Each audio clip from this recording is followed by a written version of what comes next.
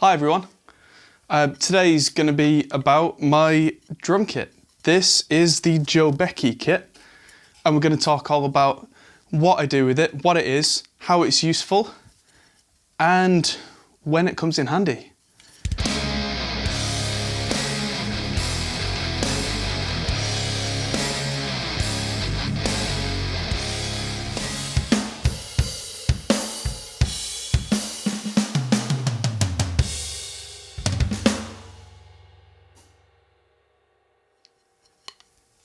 So this kit is a bit of a Frankenstein kit, and this is what I call my house kit. This is the recording studio's default kit. Now the Jobeky shells are custom made electric drum shells, and you're probably looking at it going, wait a minute. Yeah, no, they're mesh heads, but they're full size, including the kick drum, and they feel like it, I think. And they are custom built, and these are an older generation of the Jobeky shells, and these need a little bit of a clean. But these are some of the finest electric drums I've ever played on, and they have some serious feel. I mean, you can do this with the snare, you can go.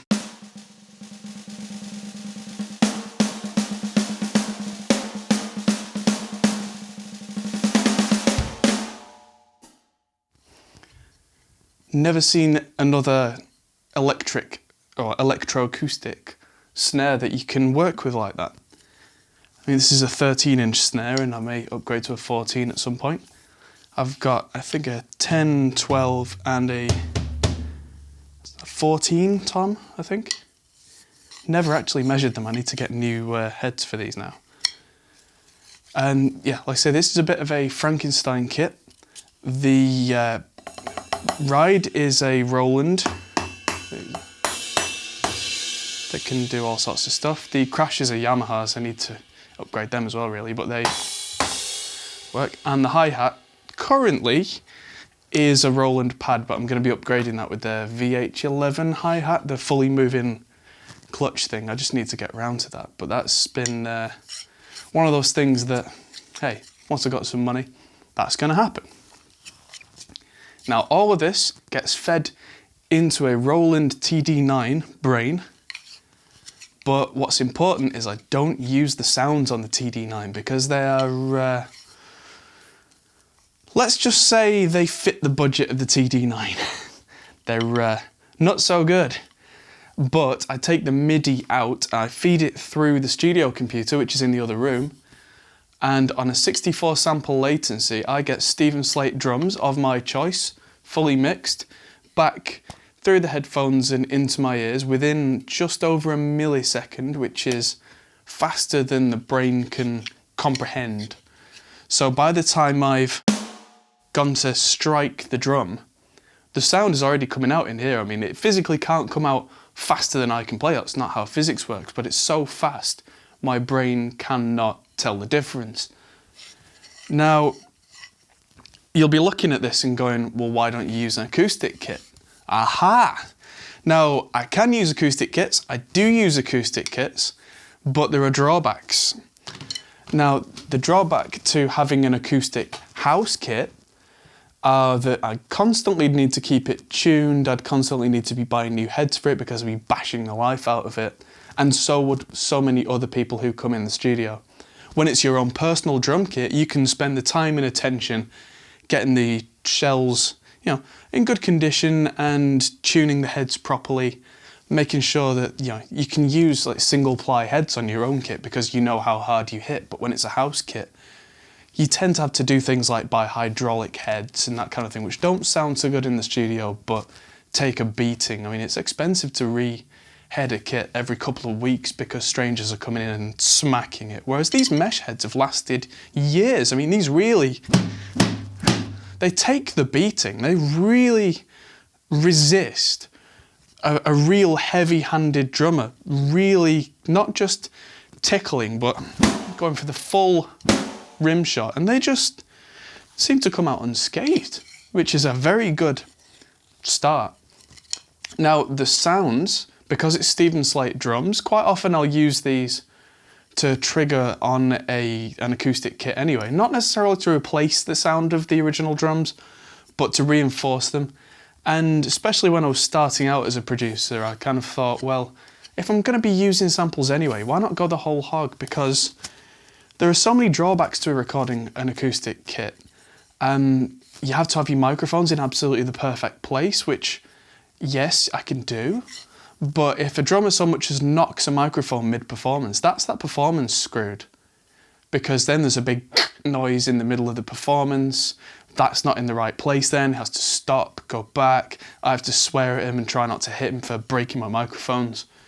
If they do break a microphone, I then have to produce a spare which might not sound the same, which makes edits slightly more conspicuous.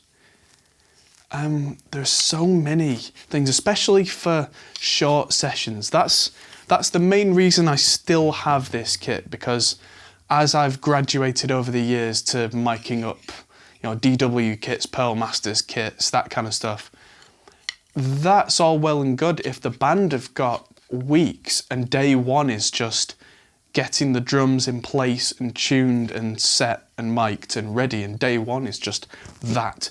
If the band can afford that, that's great. I mean, I love doing that. And that can produce some fantastic results. But most of the bands around here, at least, are not made of money. And they'll quite often come to me and say, we like the sound that you get, Adam, but we can only afford a 4-hour session. And then I always go, right, okay, well, we can't get the best sound in the world for that money, but in that time, I can get you a sound that you'll probably be happy with. Are you okay using my drum kit? And they all go, yeah. And then I say it's an electric kit, and then they go, oh no. And then they turn up and they go, ooh. And they play it and they go, oh, that's great. Because there have been very few drummers over the years that have completely freaked out over this. Most of them sit down and go, oh, I don't like it, I don't like it. Oh.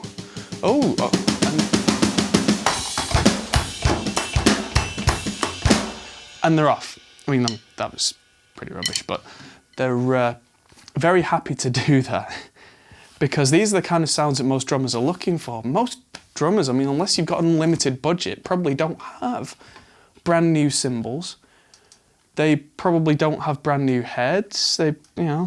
Maybe new heads, but on what kind of kit? I mean, have these guys got a few grand spare for a classic Gretsch kit or a Pearl Masterworks? Most of the time, no. And because the drums are only a part of what I do, I don't have an unlimited budget to keep the best kits in the world on hand. I wish I did. Hey, if anyone wants to send me free money, hey, just fake. But the way that this kit works, especially if I'm doing a session on my own, quite often being a multi-instrumentalist, I'll get a call from someone who works in TV or does YouTube videos saying, I need a track, I need it very soon, I need it like tomorrow. Can you play all the parts and get it to me? And if they've got a rough idea of what they want, I can go, yeah, sure. Because I can program a rough bass part or write a guitar part, then I can sit down here, pull up a preset, and then get that feel of going.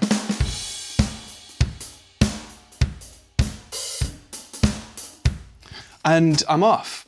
And the setup time there was literally from the time I turned on the TD9, loaded up the preset on the computer, sat down, go. And the time difference between that and tuning and miking up a house kit, even a house kit that was already mic'd up and left there permanently, would have to be tuned if it had been sat there.